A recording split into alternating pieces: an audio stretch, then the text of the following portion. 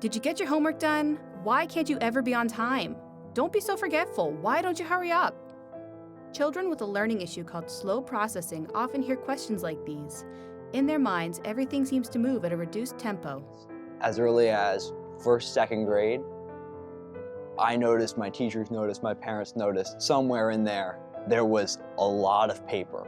In the early years, writing down words, writing down sentences, just doing the same thing over and over and over and over and over again. I think it was frustrating for me, and I think it was frustrating for my parents and a lot of my teachers. People could tell that I had good ideas, and people could tell that I was a very smart kid. It almost seemed like I wasn't applying myself because of the fact that I could talk about something so deeply in class and then go home and not do a very good job of expressing that in my homework, on tests, quizzes, larger assignments. We came to realize that he was keeping all this information in his head, that nothing was moving from his head to his hand, that he wasn't taking notes. Kids with slow processing speeds are incredibly capable, but they look lazy. They look like they're not trying. And the messaging to them is often, why aren't you doing this? Or just fix it, or, get going. And of course, the more they hear that they're not measuring up, or that they're failing, or that they're more capable than what they're showing, the slower things get, because now you have a child who's thinking about not performing, not a child who's thinking about how to perform. It's just that my learning style is a bit more segmented, is the best way that I would describe it to somebody else who's trying to understand. Segmentation works like this, is that I really don't multitask mentally. I really need to address one issue at a time. It was always Matt has a learning style difference. He has ADD, and he has, slow processing speed. He has a nonverbal learning disability, and he's very capable. He's very bright. But in the end, I feel like it's allowed us to be a little bit closer, because in some ways you're loaning a part of your brain. Even when he's 25, you're certainly loaning a little bit of your brain in terms of organizational skills, in terms of time management skills. It's a dinosaur, but how do they make that?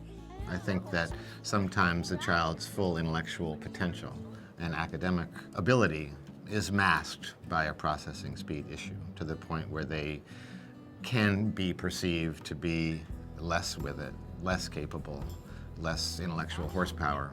Okay. And I think for kids to feel a corroded or eroded sense of self in terms of their own potential or academic ability can really create lots of problems that take years for kids to overcome.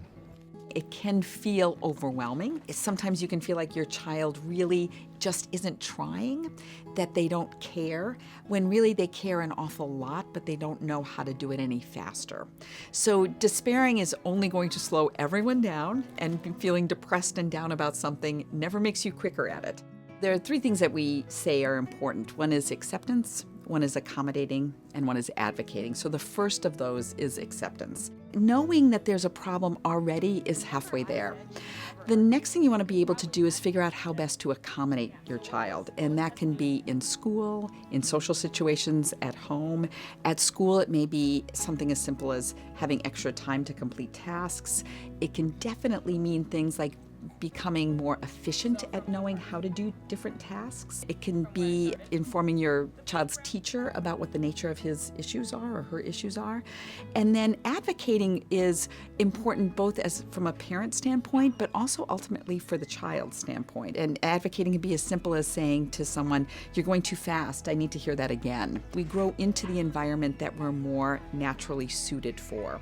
So one of the examples I give is kids with processing speed problems may not be the best emergency room doctor, where there are a lot of fast things to do, a lot of quick notes to take, but they may be a great radiologist, where looking at something and being careful and thoughtful and actually slow is a good thing. Kids with this, and adults with this kind of cognitive profile, are kind of like our Buddhas. We go on the yoga retreat, we go to the meditation workshop just to learn how to slow down, and they already know how to do it. And so I feel like I feel like they have a lot to teach us.